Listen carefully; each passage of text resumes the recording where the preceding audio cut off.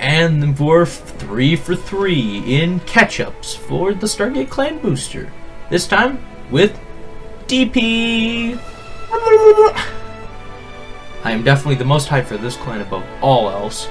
Everything from it is straight good. I'm not saying it's straight meh, straight good. Every card that has been in the support, even every common, everything is good. Most of it is better than good. The only reason why it's a good status is because of Matthew as a base. Everything else just goes up from there. So without further ado, let's get into it. Starting from the commons going up, of course, we have Dimensional Robo Die Draft. A stand trigger. This thing's a welcomed addition to the trigger lineup.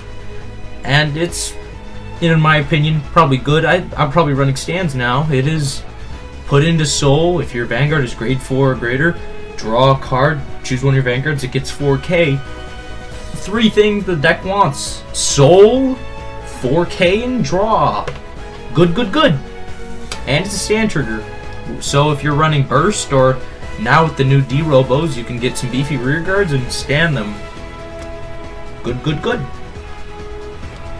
In my opinion, the next card is going to be the weakest card in the bunch, but I've been thinking about running it, I will not lie, but Diehawk definitely has not been beat yet. Diehawk is still an explosive card to have when you're going first. And that is for the Dimensional Robo Pilot Matthew.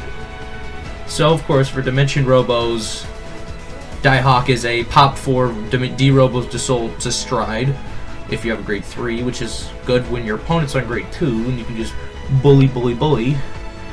And so the alternative is this card, which is him. His ability is Counterblast 1, shove to Soul, reveal the top 3. If all those cards have D-Robo, put one with the greatest power into hand. If it was a grade 3, countercharge 1, so he refunds the cost. But then you put the rest of the cards in the drop zone. So as much as I've heard from other people, I was actually not in Legion when Legionnaire was a thing. But I can see where they mean by, if this card was in Legion, D-Robos would have been, like, explosively busted. Because, holy crap, you have, like, 2 and drop, you have your signature grade 3, probably, or maybe a mate in hand, and then he refunds himself, he goes to Soul. Sounds great. Nowadays, meh. First off, you have to reveal all D-Robos. In all the builds I've seen, it's not 100% D-Robos. So you could counterblast 1, you shove to Soul, and you whiff because you get a weaking. Or you could be running the old Laura, which some people have been pitching, I've heard. I've been one of those people I've lowered him down to 2. Also, I only own 2, but we're not going to talk about that. But yeah, I mean, at least he refunds himself, he gives you Soul, which the deck wants nowadays, so it's all good. To be honest, though, just pay 12 cents and get Diehawk. It's so much better. But now, from here on up, all it is it's straight amazing. Especially with this newest grade 1 Dimensional Robo Die Cutter. Oh my god, is this thing good. When your D-Robo is placed on Vanguard Circle, you gain 2k. Then, if it's a grade 4 or greater, Soul Charge 1. Excuse me, I'm sorry. And this unit gets another plus 2k. So this thing is really good, especially when you have him on the board and you ride to grade 3. Because what you do is, if you, like, on a normal turn, you can stride and he gets plus 4k and you Soul Charge 1. Which is really helpful, especially with some of the newer cards coming out that require some Soul. And just being an 11k, you can just bully him, especially with, if you get him in your opening hand, if you know your opponent will not try to attack him, which they probably will, if they don't, for example, if they just don't have the resources to do so, you can go from 7 to their 7, 9 to their 9, and 11 to their 11. This thing will always hit. As long as you can get him on the board early, he will always keep on gaining enough power to hit his opponent, which is really good. I mean, I think that he's so much better. I took Operator Yuka out of the build. entirely. People might be against that for massive reasons. I think this card's just that good. But, you know, nothing is good without his counterpart. So there's a new grade 2 that came along with him called Dimensional Robo Die Crusher. This card is not as good, but definitely good. And it is, when this unit is placed on rearguard circle, if you have a grade 3 or greater Vanguard, Soul Charge 1. So another Soul Charge. If the Soul Charge card is D-Robo, which 90% of the time it will be, he gains 2k, so he becomes an 11k. Really good, especially in the later parts of the game. Early game it's okay, but late game is where it gets really nice, because then you can interact him with this GB1 once a turn. When your drive check reveals a grade 3, gains 10k. Now this card kind of contradicts himself because of the fact that there's a new stride that we're going to get to later on that removes grade 3s from deck, so it kind of makes this a little bit hard to proc off sometimes, but it's rewarding when it does, because then it's like, now you're not going to have as many Guardian Break problems, so you're like, eh, but when, so it just means that your grade 3s aren't dead anymore, which is nice. And then we have more cards. Now we're going to get into some of the Cosmic Hero stuff. First off, we're going to get into one of the most busted commons I think I have ever seen in my play of this game. Cosmic Hero Grand Scout. I'm going to call this now. This card probably was going to be worth something. It's going to be like a zinc, I believe. That's just my hypothesis. Will it? Because it's Cosmic Hero? Possibly not. His ability is GB2, Counterblast 1, Soul Blast 1. When this unit is placed, you may pay the cost. If you do, choose one of your Vanguard with Gallop in its card name. Its power doubles until end of turn, and at the end of turn, retire this unit, Soul Charge 1. It increases by the amount of the power at the chosen time. Holy crap. This might, like, okay, without even any other new cards in the set. In the old build, getting your Vanguard to 35k wasn't that impossible. It was a pretty reasonable thing to do. Let's just say you're at 35k. Well, double that. Well, now you're at 70k. Okay, 70k. For one Counterblast and one Soul Blast, instead of having to spend all these other resources to get your Vanguard so much higher, this thing is insanely good. And for a common, this thing could have gotten single rare treatment, and no one would have batted an eye. This thing's insane. In the end, it only uses a Counterblast 1 too. The only bad thing is GB2, but I mean, first stride flip, bing bang boom, you're a winner. Whew, man. And then we have another good grade 1 as well. Grand Gunner. Burst continuous during your turn if your Vanguard's power is 40,000 or greater, gains 4k.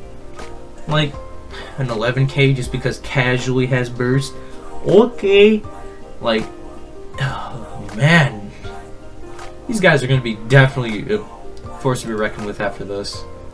Like, having it, you could just have that 18k column, and then your Vanguard is 80k, and you're just like, hello, hi, how you doing?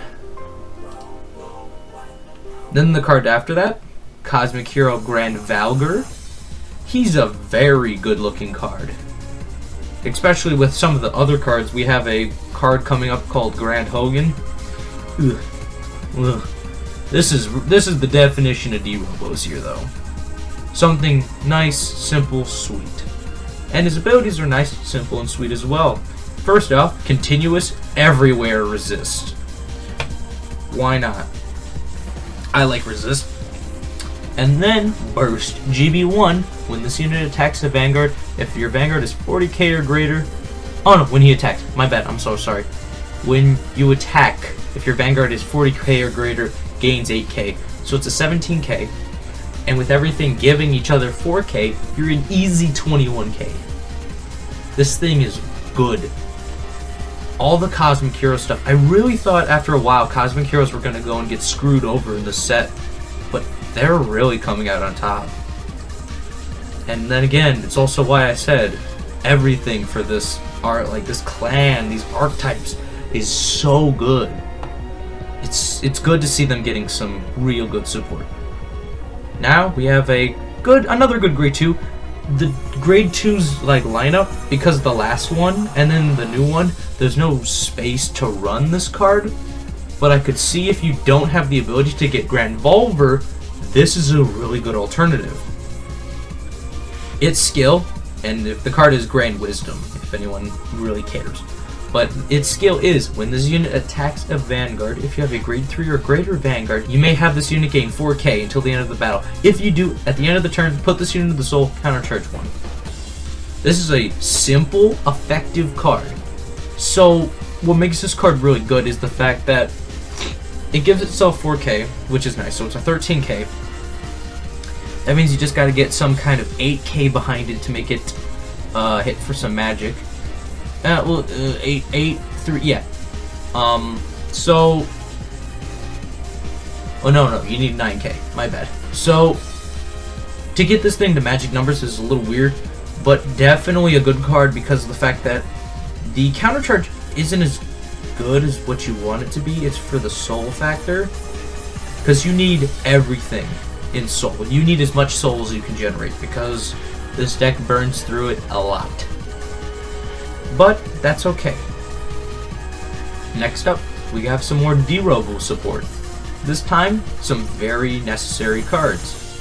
First one being a new perfect guard for D-Robos called Die Magno. At first, I didn't like this card, but with some play testing, I actually like this card more than the Resist one, which is going to be coming up as a double rare. This unit's skill is, when this unit is placed on the Guardian Circle, choose one of your Vanguards with D-Robo in its card name. It gets power plus 4k until end of turn for each card in Soul with D-Robo until the end of that battle. I mean, like, you could sit there and you might have, like, 8 to 10 cards in Soul, because you'll Die Hawk, and then you'll Soul Charge with your grade 1 and the grade 2, and then, just a few other cards will Soul Charge, like for example the Enigma draw we like to run, etc, etc. And so you can have like 10 cards in Soul really easily, and you can just sit there and be like, I place this on the Guardian Circle and I'm not going to even activate its skill, the cannot be hit. It's good enough, and I'm just going to say 40k to my Vanguard, making him 51 to your what, 36. That's what, no pass? It's like, now you're saving cards in hand. And his other ability is a generic, you know, guard D-Robo, which is really nice because then it can guard rear guards really easily. Excuse me. So, really good card. I really like it now. I used to like Grand Monk a lot better, but with testing I found that he was more consistent in helping out the deck. And now we have the other D-Robo card called Dimension Robo Die Support. Now a lot of people were having problems with reading this card's ability. It makes sense if it's said just a little bit differently. So its ability is continuous while you are paying cards from hand for the cost for stride and choosing cards from drop zone for the cost of an ability of a card with D-Robo its original card name. This unit may be chosen as a grade 3. So basically what it means is, if you're pitching for stride for D-Robo, or if you're in the drop zone, you're a grade 3. That's basically all it means. Because Dijet can put this back to the deck. Your on-stride ability can put this back to the deck. So, excuse me, it all works out. And another ability, when this card is pitched for stride, choose one of your units with D-Robo, it gains 4k. Choose to one card with D-Robo, its card name from your drop zone, and put it into your soul. This card's really good on multiple levels. Now, as much as I like to call it good, I will complain a little bit. Don't yell at me, please. I really would have liked just a natural pitch for stride. Now, the choosing from drop zone, I like that. But its other ability, I wanted it to be a find any D-Robo, kind of like Pulsar Draco Kid. Reason for that is because D-Robos use a lot of weird grade 3s.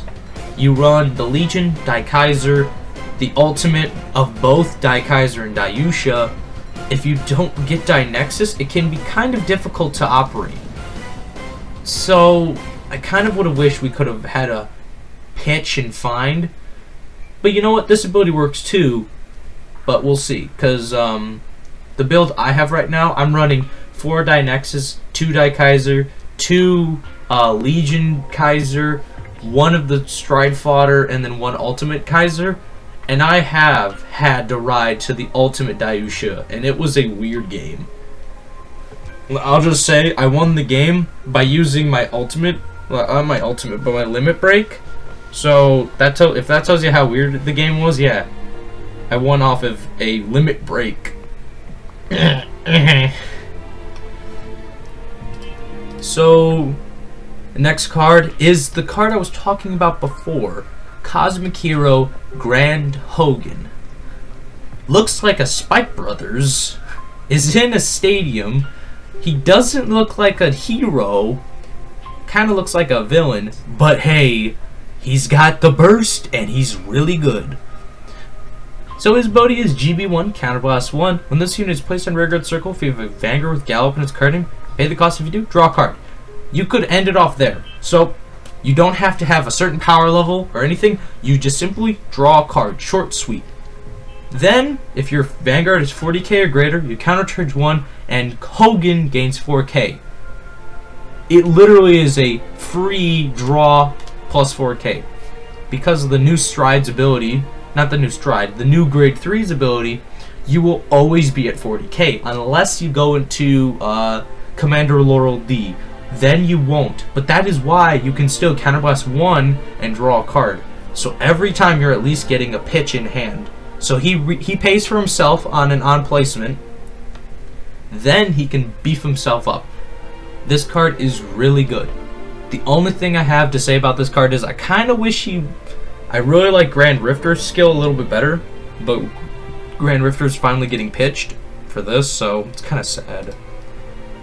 Next up, another D-Robo, this time to follow the trend that's been going along. It is Dimensional Robo Dipole. When he's placed, you choose a card in your hand, reveal it. If neither your grade 3 or the card revealed is grade 3, you lose 5k. That's a generic thing we've been seeing nowadays with the new cards. Not very surprising. At first this skill was kind of I thought, but actually this is a really good skill. And it's when you have a grade 4 Vanguard with Dimensional Robo in its card name, this unit and all of your grade 3s gain 5k. So the reason why that's good is because of the fact that you can have just like him called out, right? You have a 7k behind you, and then you have the grade 3 you call out. So you're calling potentially a solid a 16k attacking column and then a 16k attacking column when you go in Die Earth. And that's so good. So good. So that's why, and he's gonna be your signature grade 2 target. I don't know how many people are gonna run. I run him as a 3-of, we'll see though. And then the final single rare we have is the new G Guardian, bringing back in Zeal support, and it is Great Galactic Beast Zeal. His ability is kind of like X-Caribou, but it's a little bit better and a little bit worse at the same time. So he uses a Soul Blast 1. When he's placed on the Guardian Circle, choose one of your opponent's units, he gets minus 5k until the end of that battle. Good, perfect. Then, if the number of cards in your damage zone is greater than or equal to the number of cards in your opponent's damage zone, you may counterblast 1. If you do, your Vanguard gains 5k until end of turn. So this is a little bit better because of the fact that this can like extremely hurt your opponent if they're a poking deck, unless they're Blue Wave. If they're just Resist Force Stavis, or if they're sitting at Maelstrom, maybe some Nova Grapplers, like if you're not, beefy enough yet. If you're sitting at like Pale Moon, I know Pale Moon doesn't hit from high numbers. They hit for between 18 and 20s. They usually don't get to 21 that often. If you go and sit there on your new grade 3 and you use this, you're going to be at 18k and nothing can touch you, which is really nice. Because even at 16, things can touch you, and you're just like, I'm not feeling that today. 18, so you have to have a grade 1 and a 7k to make me guard 5. I really like this card. It's definitely a very good G Guardian. Next up, we have some of the double rares. So there's only 2 double rares to go over. Both of them are really good in their own way. The first one is Grand Monk. Now, this is the card I used to run in my D-Robos build back before I traded it out for the new one, but there's some reasons why I changed it out and stuff like that.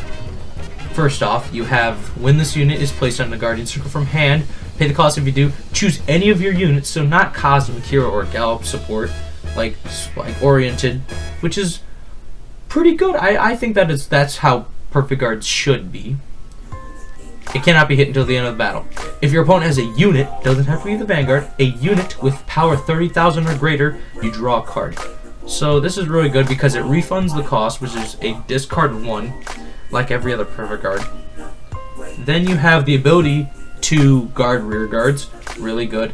And in this day and age, because of strides, the chance of them having a 30,000 or greater, that is a stride with plus 4k. You don't even have to get plus 5k. That's plus 4k. And you get to draw a card. I mean, I don't know what to tell you. Your opponent will always have a 30k. Unless they don't stride.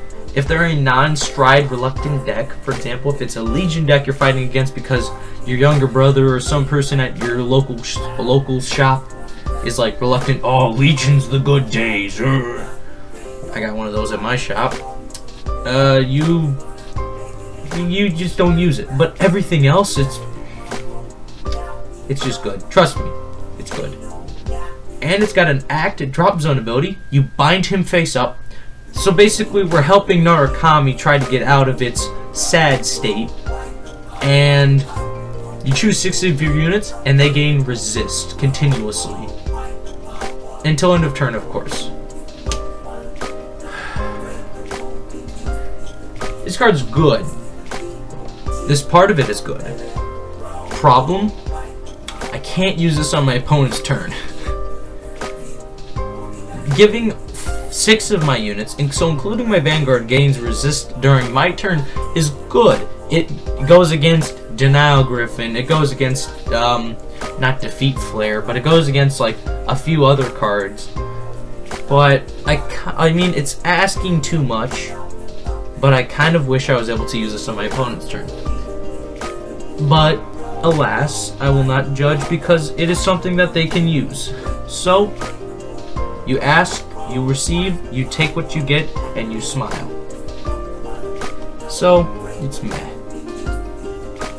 Now, we go on to the bread and butter of the D-Robo support. This card is got many things that are good, but many things that are bad about it, but I love it to every degree, because it is Dimensional Robo Combat Commander Magna Diebird. I want to say manga every time I read his name, because he's a manga Diebird. But he's got one ability, which is really good. First off, it's a choose a face down, so it's a persona flip. This unit gets Soul Blast 1 when your opponent's Guardian is placed. So every time it's placed, you can make this thing live. Vanguard swings, rear guard swings, I mean, restood thing swings. Doesn't matter. When your opponent's Guardian is placed, pay the cost if you do, reveal the top 3. Top 3, you don't have to just top deck it. You reveal the top 3. If all of them are D-Robos, you put a grade 3 from among them into your hand, shuffle the deck, and your opponent's Guardian is retired. So, wow. This is really good. Now, a lot of people were saying, does this destroy perfect guards? Does it destroy them? Correct. Does it negate them? No. Because of the fact that it retires them when they're placed. According to the rules of the game, the turn player's effect goes first, which would be mine. I retire the Perfect Guard, but the Perfect Guard was placed. Its skill is still live. Because of the fact that it was fulfilled, it was placed, it doesn't have to remain on the Guardian Circle, it had to have been placed. So his skill still can work. Now, every other unit, free game. Now this is why the skill is amazingly good. It's because of the fact that when you poke with a rear guard swing, they could make, like, they can guard it with 5k and they're like, that's good enough. You retire it. Okay, retire. So now they have to over-guard rear guard swings. Maybe they won't even have a critical. They could, let's say your opponent's at 3 damage. You swing at them with a rear guard. They take 1. You swing at them with your Vanguard. They try to G-guard. You blow the G-guard, and then you pull a crit. And then you pull a stand trigger. Crit goes to Van. Bumps them to 5. Unless they took it, then they'd be dead. But if they went up, if they go from, let's say they guard the rear guard, you bump them up to 5 damage. Now they have 2 rear guards that they have to deal with. And when you swing at the rear guards, you could still retire all the stuff. So you're sitting there like, swing. Oh, I guard. No, you don't. Retire. Oh, I guard. Oh, well, I retire that too. Goodbye. Oh, this card's so good. Now, if it just retired Perfect Guards, it'd be even better. But they kind of balanced it out by saying it's not a top deck. It's literally, if your opponent guards with 3 cards, you literally could check the top 9 cards of your deck. After shuffling, of course, each time. But you potentially have 9 cards to look through for at least 1 or 2 grade 3s, maybe 3, excuse me, to add to your hand and retire. This also helps by getting grade 3s into your hand, which sounds bad, but with the new card coming up, it makes it really good. So the card after this is going to be the card I was talking about. Dynexus. Whew. I've heard a lot of commotion about this card. Many bad, many good. I really like this card. I do. I never got on the train to do Daikaiser because of the fact that I wasn't in the game when Daikaiser came out. I wasn't in the game when Daiyusha was out. And I just never had the ability to buy my Daimaxes, my Dai-Earths to finish the deck because of the fact that, like, I was waiting for them to go down in price. Dai-Earth and Dai-Max both went down in price. They tanked before the set was, like, huge. And I wasn't able to buy them because I was buying Ni no Kuni 2 Reverent Kingdom. And I regret it now because Dai-Max was 15, now he's like 34, and I'm like, But, that aside, he's got 2 abilities. One of them, it makes him a gold paladin in a big, gigantic Gundam suit. Second ability is why you want grade 3s in hand. Or on rearguard for that matter. It is on stride, you counterblast 1, you choose grade 3 from your drop zone and put it to the bottom of your deck. So this makes it where you don't need as many Dijets in the deck. You still want to run Dijet, of course, because you want to spam as many as you can back in, but it's not the point. When your G unit strides, you may pay the cost. If you do, you look at the top 4, you call 1 D-Robo. So not all 4 units have to be D-Robo, which is nice. And the called unit, its original power is given to your Vanguard. You shuffle the deck. So if you call a grade 2 Dipole, it's a 10k, well, you give your Vanguard 10k. You call a 9k, you give your Vanguard 9k. This on-stride ability alone lets you play Galactic Governor, and it lets you play a few other burst strides. A select few, of course. But in my testing, I've gone into Galactic Governor so many times. I love that card in this deck.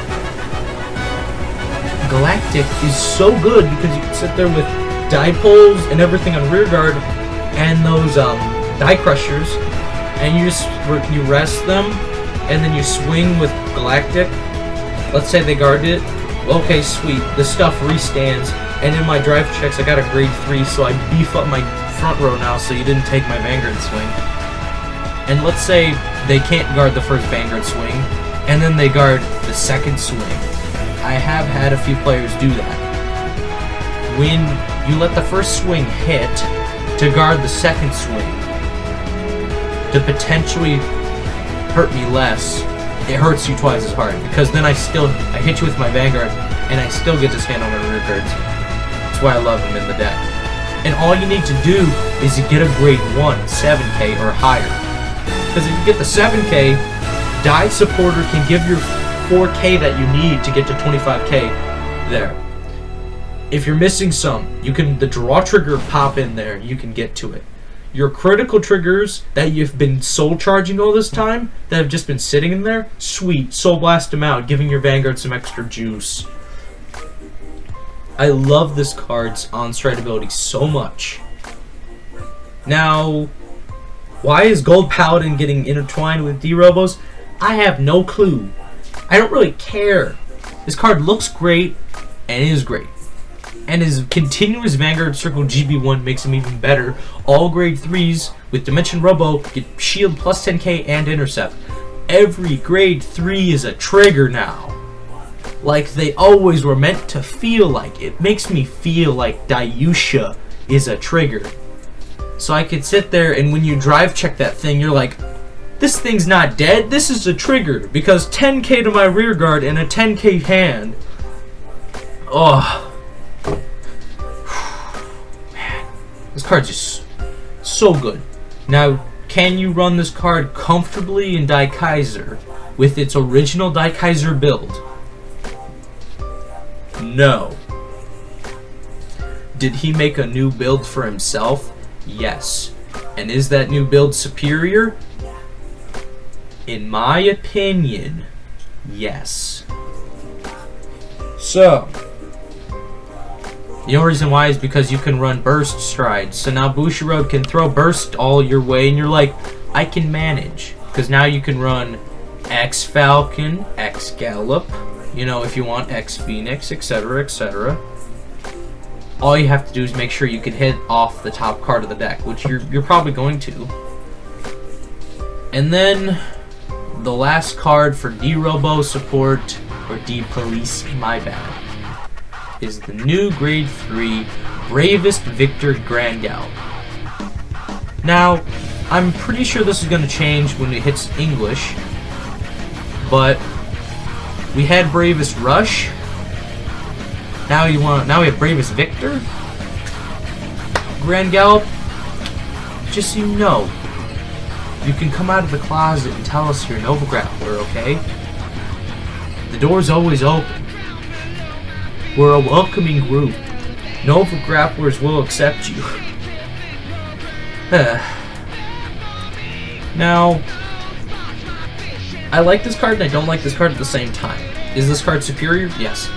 Bravest Rush has nothing on this card. This card is really good in many ways. Now, I'm going to go over the reason why I don't like this card off the top, and then I'll explain why I really like this card. I don't like this card because it has a continuous in hand. If you don't have a face-up grade 4 with Gallop on your Vanguard Circle or G-Zone, this card cannot be normal called to the rear guard circle. That's why I don't like it. I just kind of wish, like, if you're sitting there and if your opponent is sitting at grade 2, because you don't really want to run Sea Breeze, you can. You don't want to though, but if you do want to run Sea Breeze, then it's not too big of a deal. But you need, like, on your grade 3 turn, you might have one of these in hand and you can't use it for anything. Because you can't pitch it for stride yet, you can't call it to rear guard circle, so it's kind of just a dead card in hand, and it's like, okay. But once you get that Gallop on Vanguard Circle, or if you go into X Gallop and you get that one face up in the G Zone, you're okay. But where the bread and butter is, and you know, like, this is like exactly what Cosmic Heroes needed. This is exactly what Gallop needed. Short and sweet, two things. 13k base. 13k base they didn't need. Is it appreciated? Oh yes. Because now rush decks hurt them. According, except for Blue Wave. Blue Wave is the new, like, you know, whatever, delinquent if you want to. But every other deck has such a problem with this now. Most decks try to hit you for 11k pokes. If you're playing like Gav Royale, I know likes to hit for 16k pokes or 11k or 18k pokes. Then you have this, and you're like, oh sweet, those 11ks aren't doing anything. You know, 16k I'll have to guard it with a 5k, and then 18k, ooh, 10k. Ooh. This card, the 13k base just hurts like Aquifers the most. And then like other decks just like, you know, having weird increments of power is really interesting when you have every other deck that doesn't. And you go up with a cape like, aha, I'm rogue, I'm 13k base, you cannot touch me. This card is so good. And this is what burst needed. Before this card, making your Vanguard climb from 26 to 35 costed you maybe a couple counter blasts, maybe a couple soul blasts. It took a little bit to get you there, because your on-stride ability would give you 8k, which got you to like 32, whatever. What's, yeah, no, it would get you to 34k. So with this, it's just Soul Blast 1, give Vanguard 12k. And what that means is, with a grade 3 pitch or a stride pitch and a Soul Blast 1, you're a 40k Vanguard. There you go. Every burst stride is active no matter what. Every stride now that they're going to release from here on out, unless the new GR requires more, is live. All your rear guards are live. Everything is live. Only costing you a Soul Blast 1. This is what Cosmic Heroes needed. Instead of having it to where you need to build your Vanguard up and then now everything's active, but everything beforehand was half active, now everything is automatically live, hot, active, good. And then what they do is they either A, bring themselves up to burst, or they go and make the Vanguard beefier while doing something themselves, which is really destructive. I think Cosmic Heroes are going to be a sleeper deck coming up in the new spring circuit, definitely. I know my team's going to be looking a little fiery, spicy.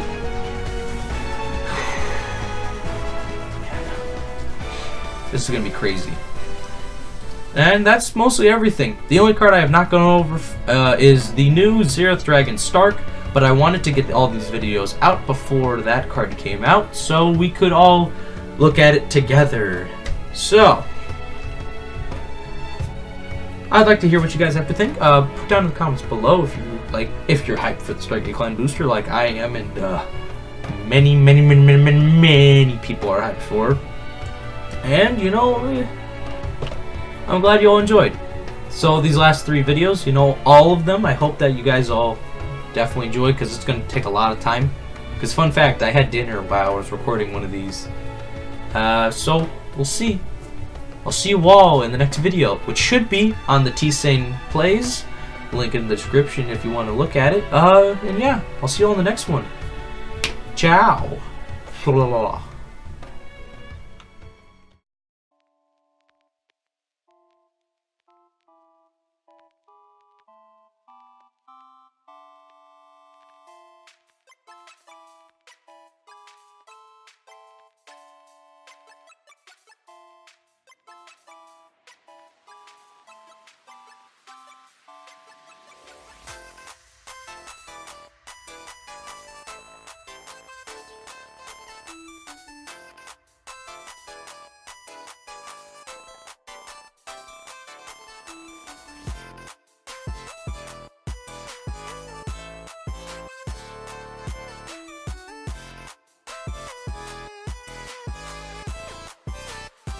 Bye.